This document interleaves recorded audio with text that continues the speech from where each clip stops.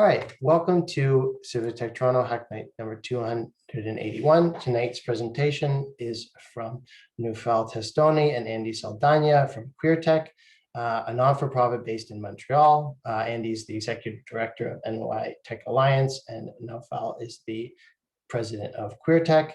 QueerTech is a not-for-profit based in Montreal.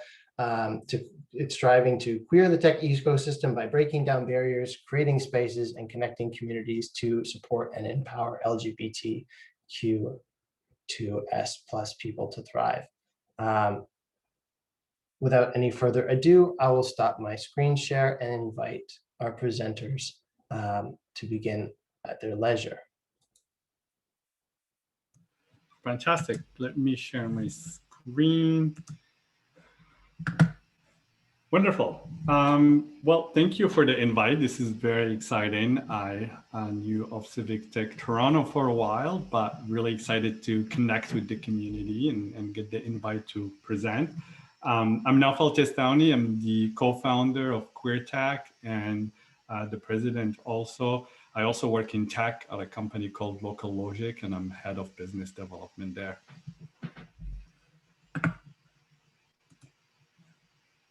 Andy, we can't hear you. Oh, sorry. Hi, everyone. Andy Saldana. I'm also co-founder of QueerTech. I'm actually based out in Brooklyn, New York, and my day job is running another nonprofit called New York Tech Alliance. But really excited to be here to present on QueerTech. Fantastic, great. So, the first question that comes, sometimes people ask why QueerTech. And so I want to talk a little bit about the problem that we try to address. This usually and often comes at no surprise to a lot of people, but sometimes we get challenged on it, that there is a huge economical and social divide that exists between the LGBTQ2S+ community and the non-LGBTQ2S+ community. How are those divided? Well, we see them in two different data points, right? If you are familiar with the data, we know that 70 UN member states in the world still criminalize consensual same-sex marriage, which means it's illegal to be LGBTQ2S+. A lot of time we think Canada is really ahead and advanced in human rights and LGBTQ rights, which is correct. And we're very lucky to live in this country. But yet it's still, when we look at data, 54% of queer people in Canada are still in the closet at work. So 1 out of 2 people still show up to work and still struggle to come out to their colleagues or bring their authentic self to work. Why? Because they're still afraid of discrimination or missing out on advancing in at work. Economically speaking, also, there is not a lot of data in Canada around this. So we looked at what the number shows in the US. We have similar realities when it comes to salaries in certain part of the country. And so we've seen anywhere there is a disparity in income between 6 and 58% between the queer community and their heterosexual counterpart. We see that number even bigger. So the 58% where we lane a lot bigger is really affected trans communities and non-binary communities. One of the things that it's been really interesting working on QueerTech and looking into is that there is a lot of lack of data in general. So as a community, the Liberal government this year and last year have only started collecting information in health surveys and federal surveys around non-binary and trans people. And we know overall that outside of health data for the community, there is not a lot of data, especially when it comes to workforce or any other related issues. So when there is a lack of data, also what it means is that there is a lack of representation. And if your data is not inclusive, that means you are not counted in that data. Why data is important is because that's how the government make decisions around what programs to give to what communities, what policies to pass, what nonprofits act on, and really how we make a lot of decisions on society. So that lack of data is really matters. To give you some statistics a little bit, just to talk about, because a lot of folks we talk to, and especially people who are outside of the LGBTQ2S+ community, really still challenge the idea of why QueerTech is relevant. And so when we look at really data, you'll see that 30% of LGBTQ people or employees in Canada still reported that they've experienced some sort of discrimination, comparing to 3% of non-LGBTQ. We see that 33% of LGBTQ people have witnessed a workforce discrimination, comparing to 21% of non-LGBTQ. This also opened the question of how do we recognize discrimination at the workplace, and how it matters to different communities. Another number is we know that 70% of LGBTQ people have reported that they do not have any senior LGBTQ leaders or really role models to look up to, and so they can wish to also advance their careers and get to these leadership positions. COVID-19 have accelerated so many issues in our society, including issues with different communities like the LGBTQ community. EGAL, which is the LGBTQ nonprofit based out of Canada, have done a poll and a survey in the beginning of the pandemic to understand the impact of the community, and 53% of LGBTQ2S+ household in Canada have reported either they have their hours reduced because of the pandemic or they lost their employment. So these are some of the statistics. So really, what it really prompts us as an organization is to think about what is it we want to focus on. And so QueerTech really focus on three communities in the LGBTQ community. One is we're really seeing an opportunity to help people who are outside of tech. Queer people who are outside of tech is accessing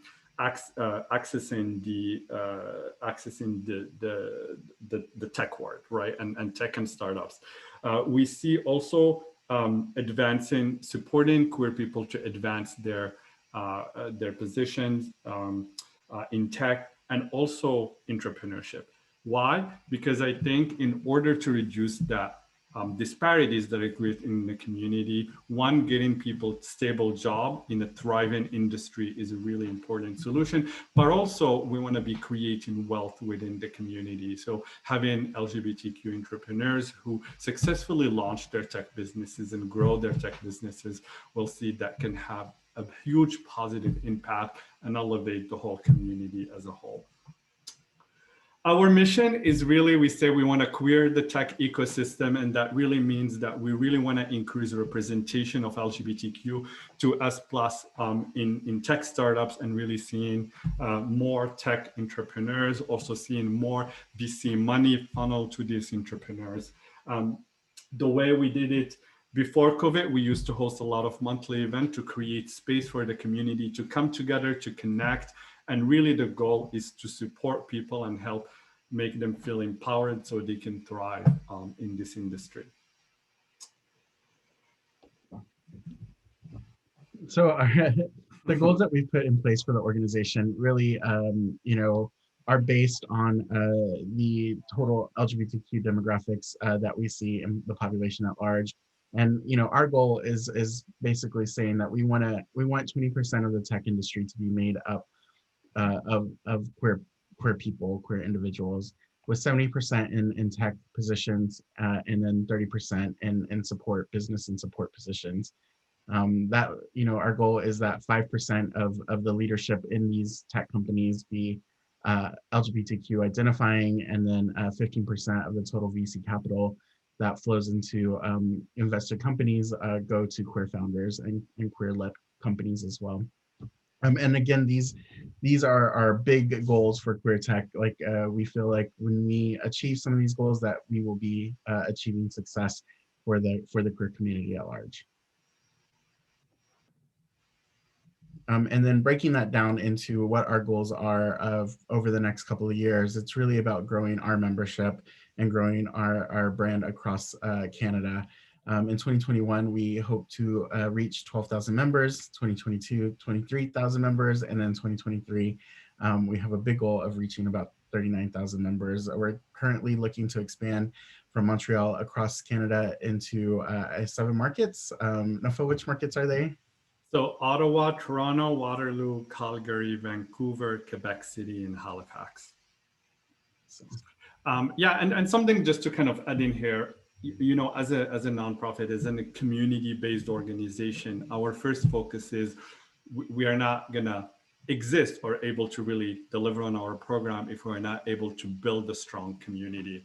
We started in Montreal. We have over 3,000 people right now as members of the organization. Most of them are based here in Montreal. We do have a lot of following starting in Ottawa, Toronto, and Vancouver. The pandemic have really made it easier for us also to expand. Since last spring, we've been seeing more and more people tune in from Toronto and Ottawa specifically and Waterloo area into the programs that we're doing. And so our focus as an organization in the next 3 years is to be able to strengthen our numbers and grow the community so we can deliver this program to people in the community. And then that brings us to our programs. This is a list of our current programs and then a couple of programs that we're looking to launch in the next year. Quickly going through these, the way that we see these programs really impacting the community are providing that place for people to come together, trainings and education to get them to the next level in their careers, and then of course providing pathways for inspiration. The first program that we focus on is called QT Connect. And basically, this is our program that, again, provides that networking experience for all of our members. It is partners with our corporate partners, allowing them to show open houses, host panels, and whatnot.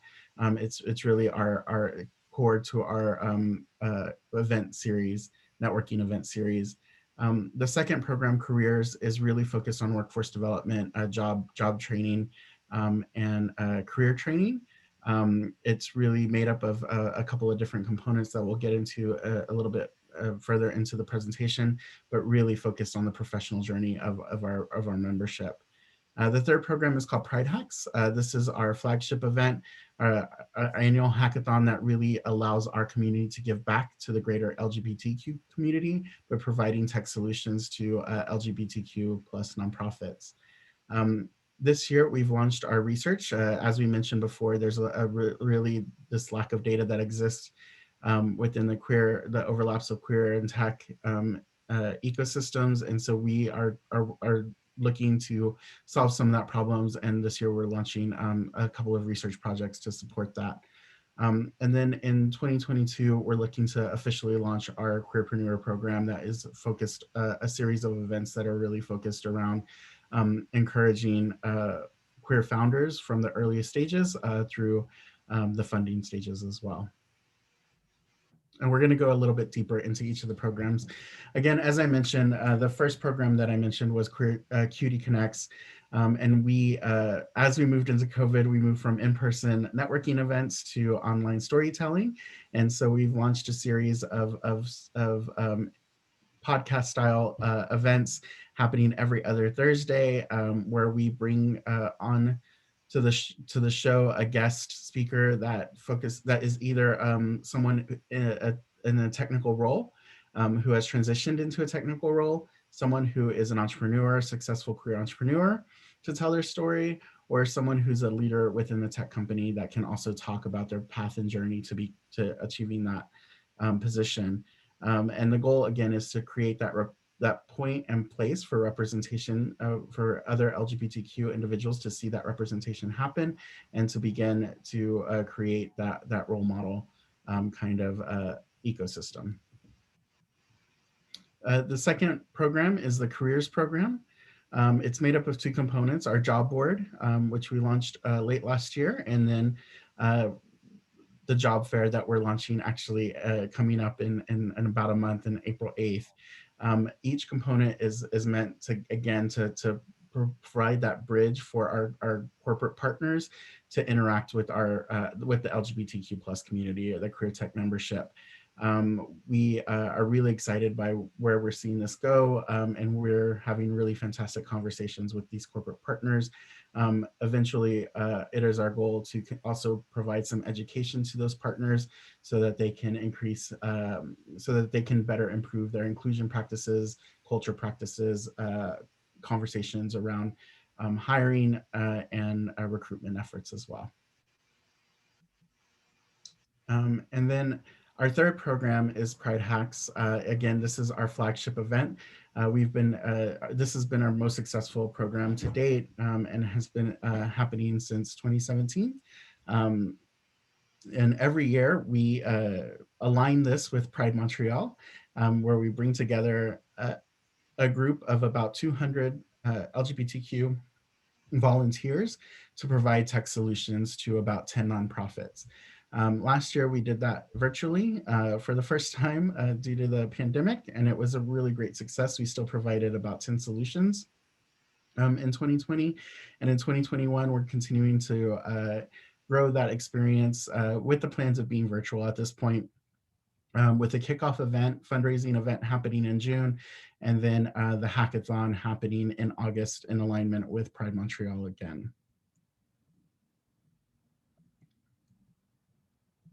Naoufel, do you want to talk about the research? Yeah, great. So, we mentioned earlier that there was a huge lack of data in general. And so even us as an organization, we based some of our programming into some of the data that we presented earlier in terms of really QT Connect is about telling the stories of LGBTQ people in tech, so we can inspire other people to not only get into tech, but advance their careers.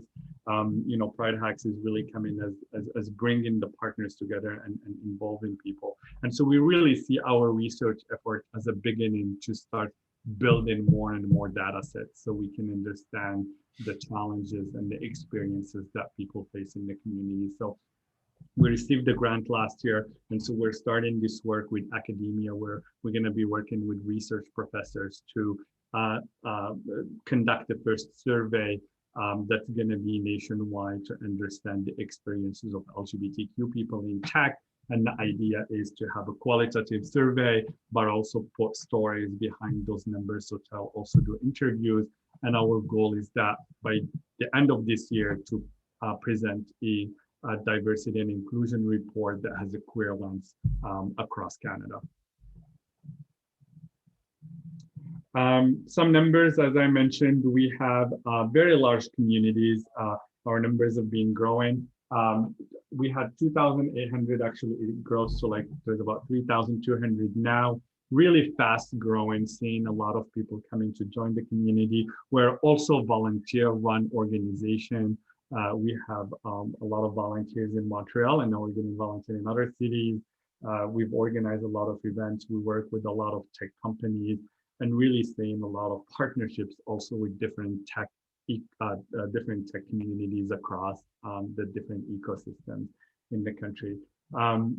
These are some of the partners. There are so many more, and all the tech companies. Diversity and inclusion is a big topic today, and so we're slowly working with more and more companies. The job fair have made it for us that we're going to be doing the first national LGBTQ job fair. So we're connecting with so many wonderful Toronto-based startups also that we will be working in. So it's really great to see the welcome that we're seeing in Toronto. How you can help is a lot of time we get that question. Funding, you can always donate to QueerTech on queertech.org/donate button on there. You can volunteer with us. As we expand to Toronto, we really want to build local communities. We really believe that QueerTech in these cities need to be driven by people who live in these cities and understand the ecosystem. So volunteering with us would be a wonderful opportunity. We're going to be expanding our board of directors starting this next quarter as we go out to other cities. So either if you have people you want to nominate or you want to join our board, you can contact me. And community partners, if you are part of this community or other communities that are based in Toronto or in other places, we love working with other communities. So reach out to us and let's partner up. Again, I'm Naoufel Testaouni. I'm the co-founder and CEO and president of the board. Andy Saldana, thank you so much for having us. Oh.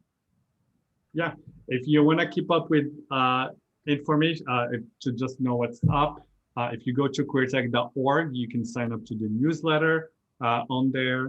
You can also join our social media.